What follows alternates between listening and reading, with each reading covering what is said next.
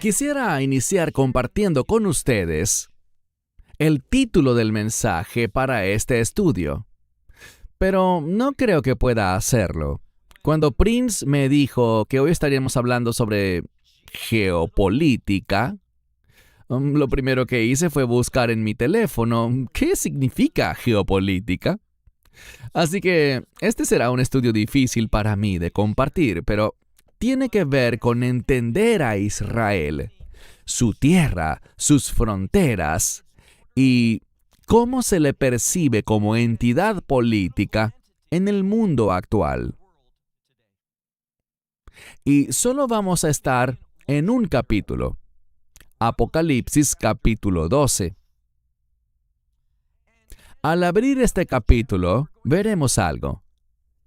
Si estudiamos esto desde la perspectiva de lo que podríamos llamar los reformadores, remontándonos a Calvino, a Wesley e incluso a los padres de la iglesia primitiva, mucho antes que los reformadores, encontraremos confusión. Porque es muy común hoy día ver al que se menciona en Apocalipsis capítulo 12 y entenderlo como alguien relacionado con la iglesia. Pero no es así. El tema allí es Israel. Y tenemos una perspectiva profética para entender esta entidad geopolítica conocida como Israel. Y noten cómo comienza esta sección. Apocalipsis capítulo 12, comenzando en el versículo 1, donde dice: y apareció una gran señal. Esa palabra gran no solo señala algo grande, sino que a menudo significa algo importante. Así que hay una señal importante que aparece en el cielo. Una mujer. Cuando se mencionan mujeres en la Biblia, usualmente cambia el contexto del pasaje. Le da un contexto de redención. Es claro que la redención es una palabra de reino. Dios redime para que pueda haber una experiencia de reino. La redención de Dios te da un carácter de reino, una identidad de reino y una esperanza de reino. Así que hay una mujer y está vestida con el sol, y la luna está bajo sus pies, y sobre su cabeza hay una corona de 12 estrellas.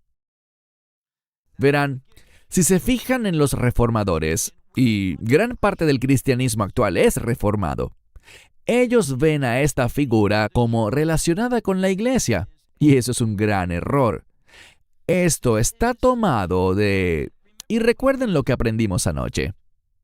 Juan tiene el hábito, la metodología, podríamos decir, de tomar cosas del Antiguo Testamento, cosas bien conocidas, y traerlas a su libro, el libro de Apocalipsis, advirtiéndonos que debemos tomar eso y entender cuál era el contexto original y darnos una comprensión nueva y más completa.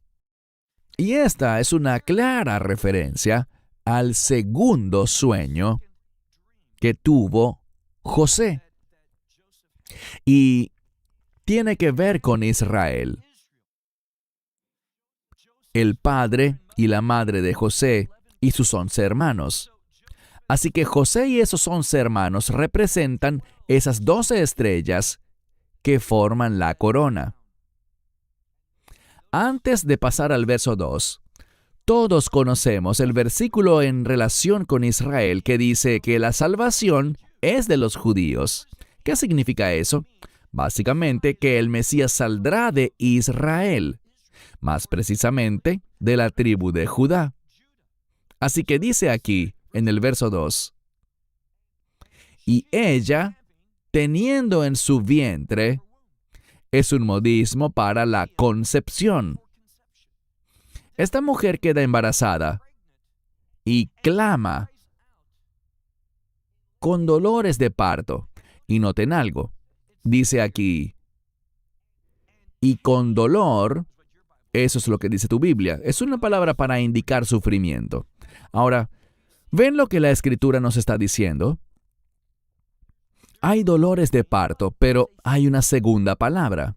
Y esa segunda palabra revela un sufrimiento, pero no un dolor de parto, sino que nos informa de la condición de Israel cuando nació el Mesías. Que Israel estaba bajo opresión, bajo la opresión romana. Estaba experimentando lo que les conduciría al exilio más largo en la historia de Israel. Así que ella clama con dolores de parto y con dolor para dar a luz. El Mesías nacerá en tiempos difíciles. Y ahora vamos a descubrir por qué vemos esa palabra clave, esa palabra que se enfatiza, ese dolor, ese sufrimiento. Yo creo que se refiere al enemigo. Miren el verso 3. Y apareció otra señal. Pero esta será una señal muy diferente. Verso 3.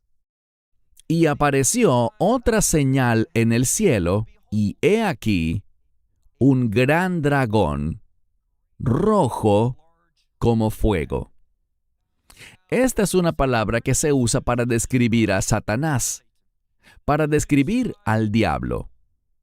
Y lo primero que estamos viendo, y sobre esta base hice algunos de mis comentarios anteriores durante la sesión de preguntas y respuestas, es que vamos a ver en este capítulo 12 que este dragón, Satanás, va a querer perseguir a Israel.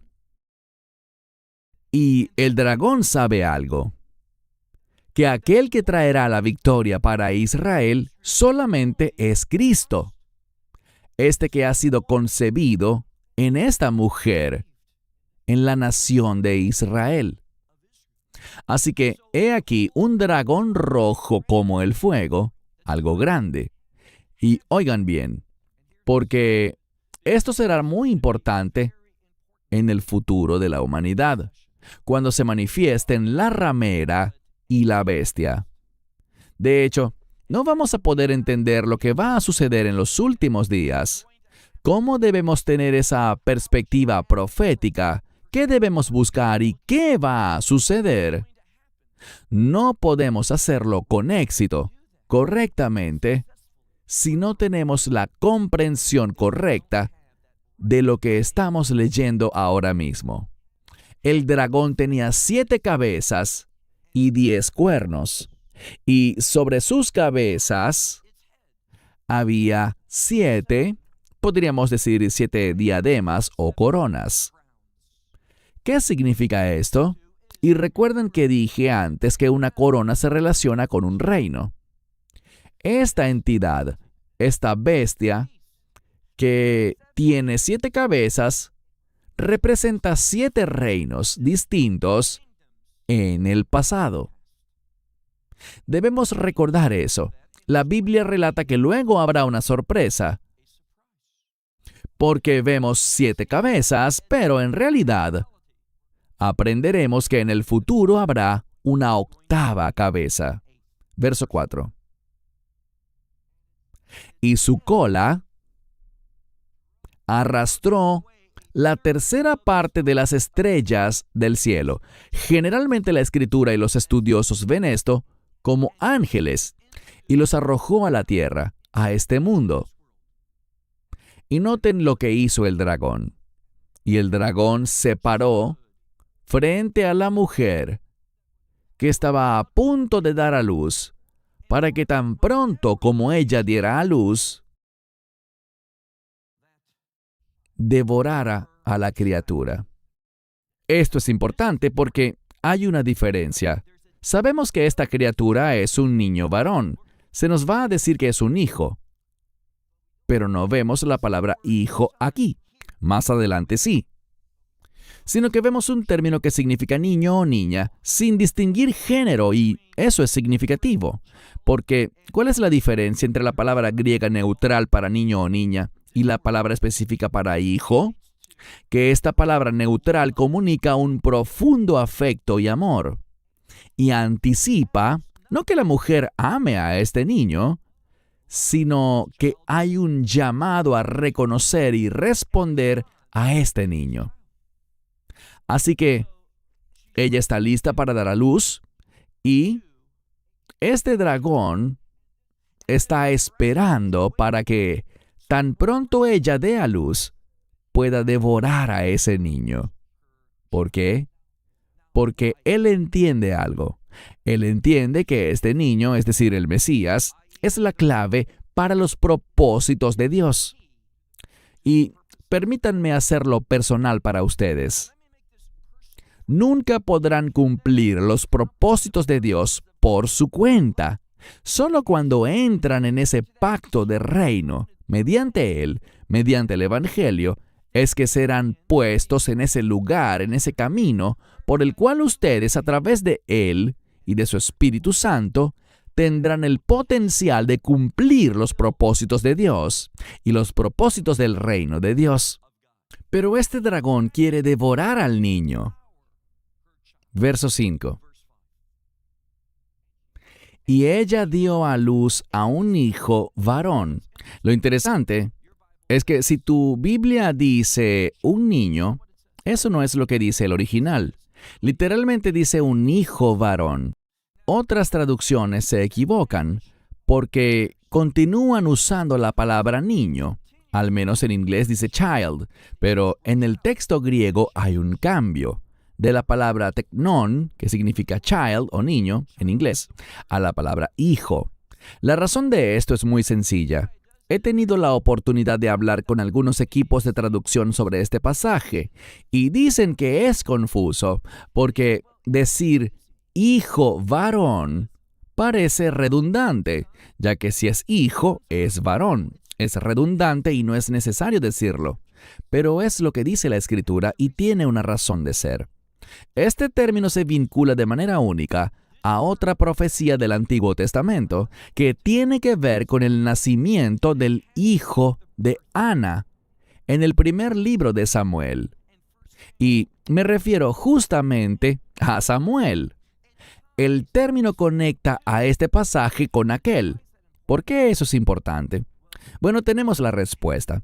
Conecta este nacimiento con el de Samuel.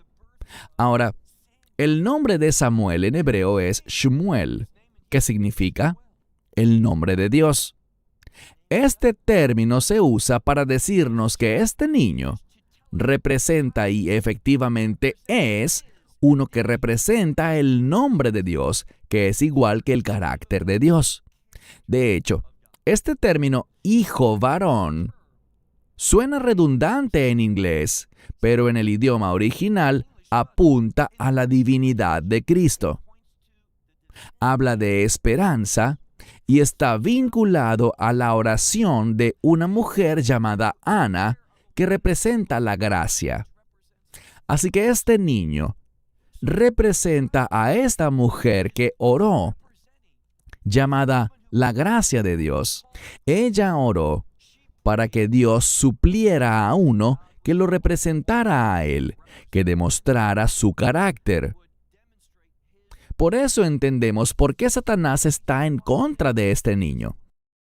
Y miren lo que dice acerca de este hijo varón, que está a punto de pastorear a todas las naciones con vara de hierro. La mayoría de las Biblias dirán gobernar, pero revisen bien. La palabra original es pastorear. ¿Por qué eso es importante? Porque sabemos que hay una profecía de Isaías, creo que está en Isaías 34. Y también sabemos lo que Juan dice acerca de Cristo, que Él es el buen pastor, y ese pastor se convertirá en rey del reino de Dios. Todo esto se muestra aquí cuando dice que Él será quien pastoreará a todas las naciones con vara de hierro. Y luego noten, tenemos una palabra griega para arrebatamiento o rapto. ¿Sabían eso? Porque Satanás, ese gran dragón, quiere devorar a este niño. Pero ¿qué pasa? Dios interviene. ¿Qué hace Dios? Es la misma palabra que vemos en las Escrituras para harpazo, que significa arrebatar, remover, cambiar de lugar rápidamente. Es usada por Pablo para describir el rapto. Pero aquí describe cómo Dios remueve a Cristo de las perversas intenciones de Satanás. ¿Ven la conexión? Satanás tiene intenciones para ustedes. Satanás quiere destruir la iglesia, pero no va a poder. Lo que vemos aquí es que Dios actuará y seremos arrebatados antes de que Satanás cumpla con sus propósitos. Él no tendrá éxito. Dios sí. Así que el Mesías es removido, es arrebatado, este hijo. ¿Y a dónde es llevado? Es llevado ante Dios. ¿Y también a dónde? A su trono. Esa palabra, arrebatamiento, la misma palabra, es la que vemos en Apocalipsis 7, versos 9 y 10, cuando la iglesia es llevada ante el trono de Dios para estar con Él, allí presente, junto al Señor Dios Todopoderoso. Versículo 6. Y la mujer huyó al desierto. Yo subrayaría esa palabra, desierto o yermo, como sé que tu Biblia lo traduzca. Es una de las palabras más importantes en toda la Biblia, porque el desierto en hebreo es la palabra midbar. Es una palabra que se relaciona con confiar y depender de Dios.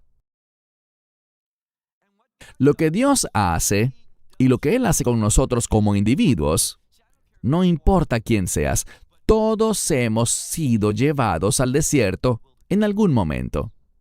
Esos periodos difíciles en la vida donde te das cuenta de que no puedes depender de nadie más, sino de Dios. Él es el único que permanece contigo. Puedes sentirte abandonado, puedes sentirte traicionado, como si todos estuvieran en tu contra, pero Dios no lo está. Y es cuando vivimos esos momentos y somos lo suficientemente sabios y humildes para confiar y depender de Él, para darnos cuenta de que solo Él es nuestra ayuda, entonces es que hallamos esa victoria, encontramos esa liberación. Así que dice aquí sobre esta mujer, miren con cuidado. Y la mujer huyó al desierto, donde tiene un lugar que ha sido preparado, y noten eso, Dios nunca es tomado por sorpresa. Ese lugar ya ha sido preparado por Él. Un lugar preparado por Dios para que, y la siguiente palabra es enfática, dice, para que allí ella sea sustentada por 1260 días. Ahora, ¿de qué estamos hablando? Estamos hablando de los últimos 3 años y medio. Esos últimos 42 meses, no los primeros. Y hay algo que tenemos que preguntarnos.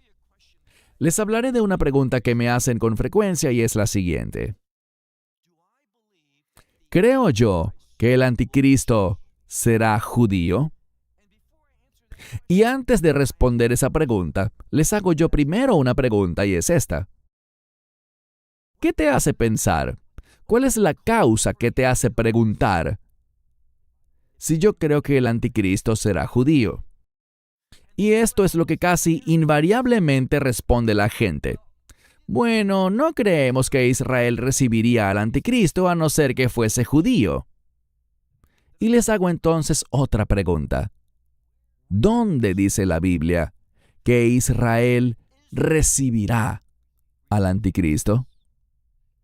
Entiendo que él hará un pacto con muchos, pero no creo que eso se refiera a la nación de Israel. No veo nada en las Escrituras que nos haga suponer que Israel recibirá al anticristo. Pero esto es lo importante. Hay un evento clave. No puedo estimar lo suficiente la importancia de este evento. Se llama, y el propio Mesías lo menciona, en Mateo 24:15. Pablo también habló de ello en 2 a los Tesalonicenses 2:3. Y Daniel lo mencionó en Daniel capítulo 9, también en Daniel capítulo 11 y en Daniel capítulo 12. ¿De qué evento hablo? De la abominación desoladora. Sabemos algo. Ese es el momento en el que el anticristo va a decir: miren lo que he hecho. He traído prosperidad, seguridad y paz a este mundo. Y dirá a Israel: miren, yo soy el que les ha dado la paz. Yo soy el que ha reconstruido su templo. Y él exigirá que Israel lo reciba. Pero aquí viene lo mejor. Israel lo rechazará. Tiene que ver con lo que hablamos en otra conferencia, el tiempo de la angustia de Jacob. Ahora vemos a Israel saliendo al desierto. ¿Cuál es el contexto? ¿Por qué sale Israel al desierto? Porque ese mismo dragón, Satanás, tal como quiso devorar a Cristo, querrá devorar y destruir a Israel. Y la razón es porque Israel rechazará al anticristo en la abominación desoladora. ¿Qué es la abominación desoladora? No tenemos que especular. La palabra de Dios nos lo dice.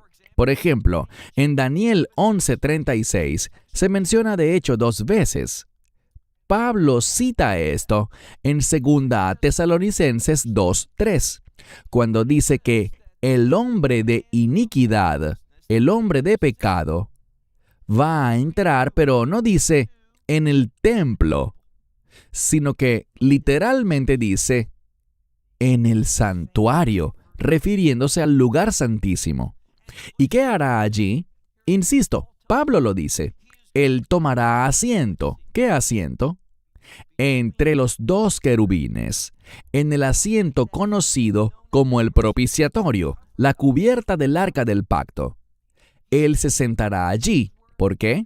Porque allí es donde descansaba la presencia de Dios. Lean Números 7:89.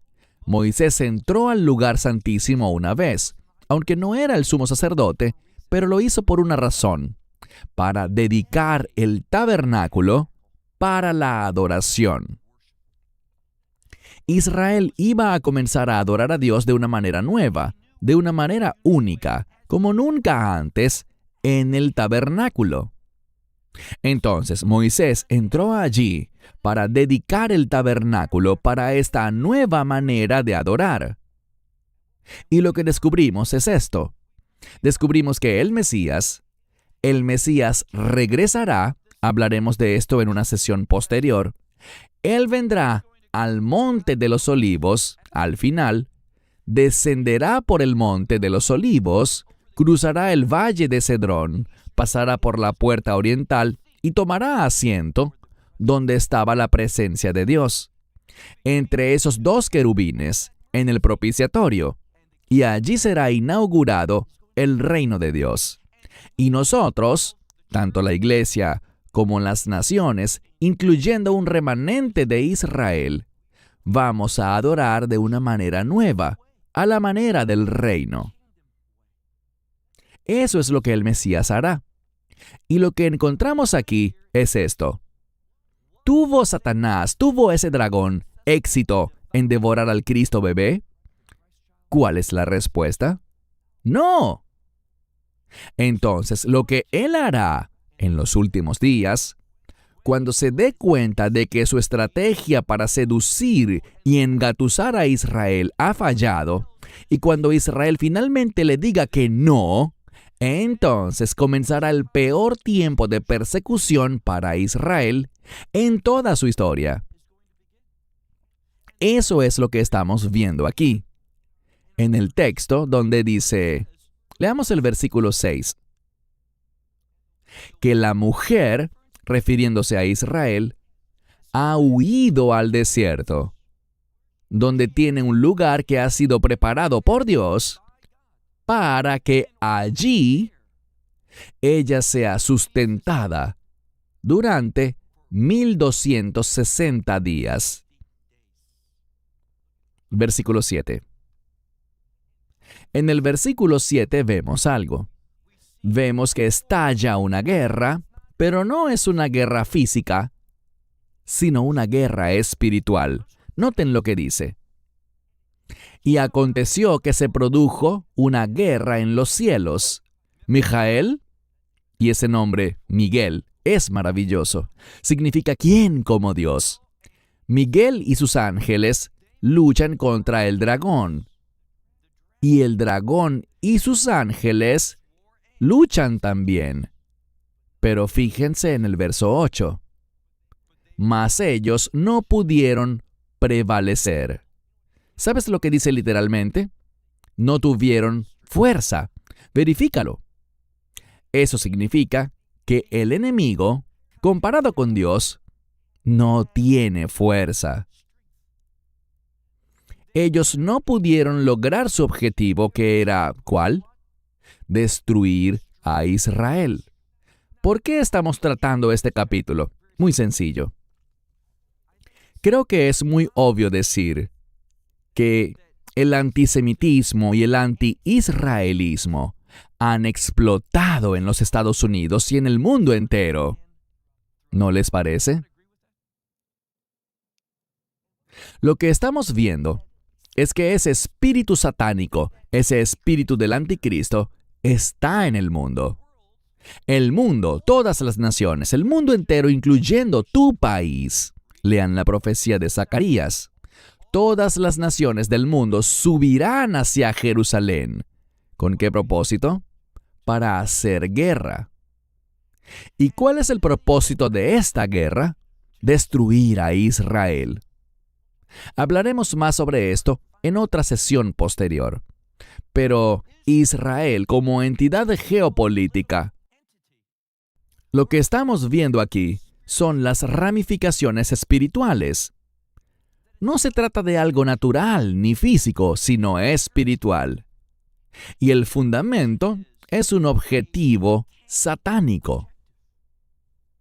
Lo que me parece trágico es esto.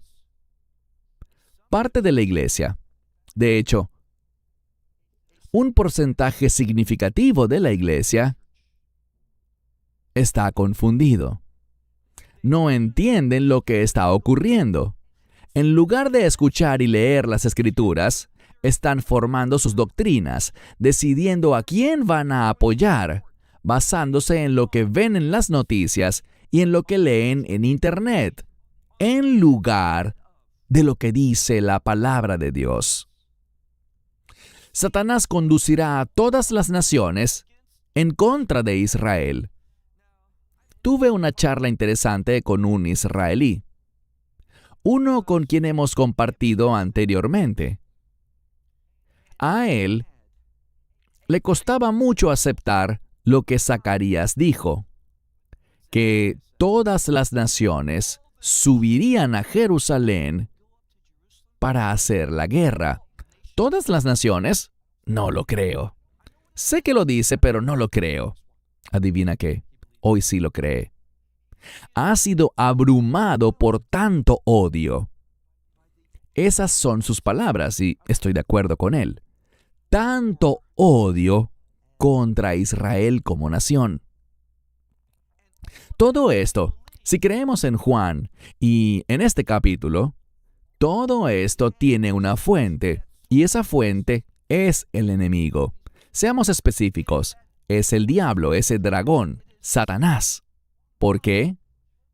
¿Entiendes de alguna manera lo que está en juego aquí? Satanás cree algo, y tiene razón, tiene toda la razón. Si él pudiera destruir a Israel, él ganaría. Él ganaría. Si ese remanente no llega a la fe y no habita en los lugares que Dios ha determinado que debe habitar, si Satanás puede detener eso, entonces detendrá el reino de Dios. De eso se trata. Esta es la guerra. Pero cuando lo analizamos, mira el verso 8. No tenían fuerza, es lo que dice literalmente, ni se halló lugar para ellos, para los que pertenecen al anticristo, nunca más en los cielos. Y ese gran dragón, esa serpiente antigua, aquel llamado diablo y Satanás, fue arrojado abajo. Aquel que engañaba al mundo entero fue arrojado a la tierra, y sus ángeles con él fueron arrojados. Si se fijan, vemos en este verso, en el verso 9, que 3 veces aparece este verbo en voz pasiva. Fue arrojado. ¿Por qué es importante que esté en voz pasiva? Porque no fue que bajaron voluntariamente. La voz pasiva significa que fueron obligados a descender. Dios los arrojó, los echó abajo. ¿Por qué? Para derrotarlos. No serán victoriosos. No tienen la fuerza, en comparación con Dios, para lograr su plan. Van a fracasar. Al leer esto, veo una gran cantidad de buenas noticias. Veo muchas razones para estar animados. Porque lo que está diciendo es que Satanás y aquellos que le pertenecen, y el anticristo, que realmente es Satanás encarnado, una falsa representación, no lograrán sus propósitos.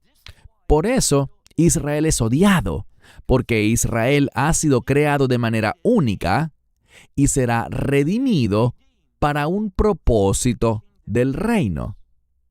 Todo este sufrimiento, noten lo que dice aquí. Más arriba leemos que, dice aquí, que ella será sustentada por 1260 días. ¿Quién la sustenta? Dios. ¿Por qué? Porque Él es fiel. ¿Y por qué más? Porque Él ama a las naciones. Verán, hay un engaño en el que el mundo ha caído. Dios creó a Israel con un propósito. ¿Cuál propósito? Bendecir a todas las familias de la tierra. Es un propósito muy amplio e inclusivo. Gente de toda nación, toda tribu, todo pueblo y toda lengua. Para eso ha elegido Dios a Israel. No porque sean sus favoritos, sino para ser instrumento de bendición al mundo. La bendición de la salvación.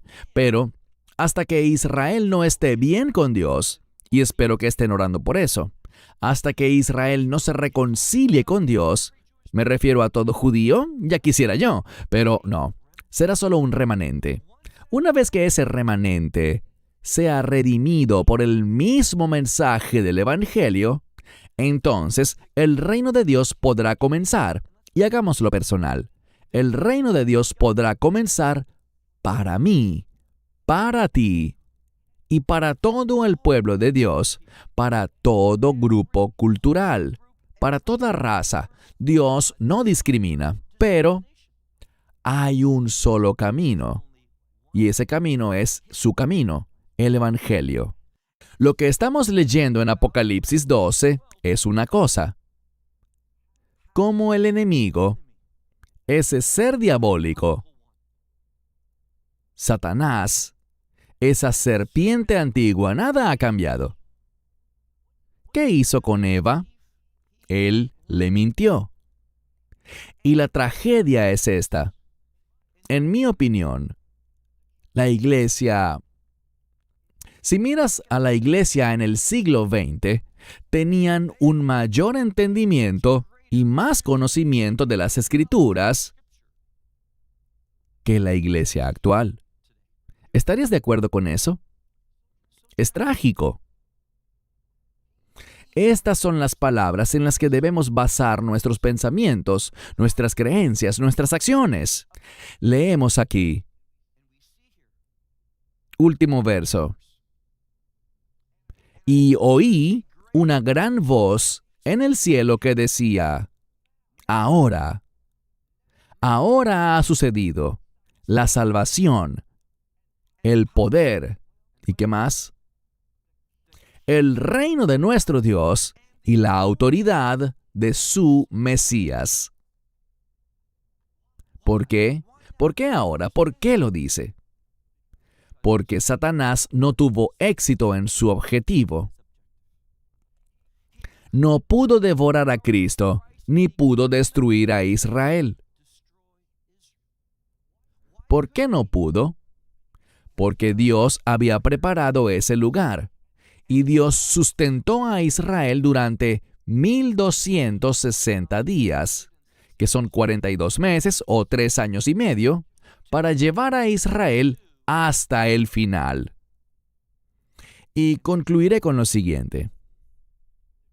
La iglesia experimentará un final maravilloso. Será un camino tortuoso hasta llegar allí, pero tendremos un final maravilloso. Mientras que Israel tendrá el camino más difícil, el camino más mortal, el camino más trágico para llegar a su final. Será el peor tiempo de persecución para el pueblo judío desde que existe como nación, debido a los objetivos satánicos, debido a lo que Satanás está tratando de lograr, pero habrá un remanente que sobrevivirá y será testigo de la segunda venida de Cristo. Y ellos mirarán al que fue traspasado y lo reconocerán. La Escritura dice que ellos llorarán, y esa misma palabra para llorar. La semana pasada estudiamos el libro de Lamentaciones, y allí hice una afirmación. Esa lamentación, ese duelo o llanto, es la forma más sincera de adoración. Cuando estás de duelo porque alguien a quien amas tanto ha muerto, pero te presentas ante Dios y lo adoras, a pesar de lo que acabas de perder, de lo que acabas de experimentar, eso es verdadera adoración.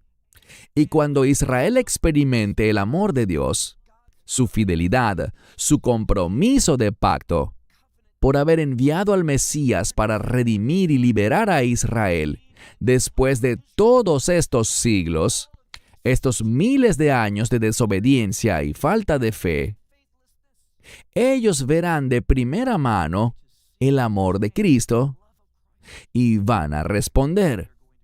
Y los primeros serán los últimos, y los últimos serán los primeros.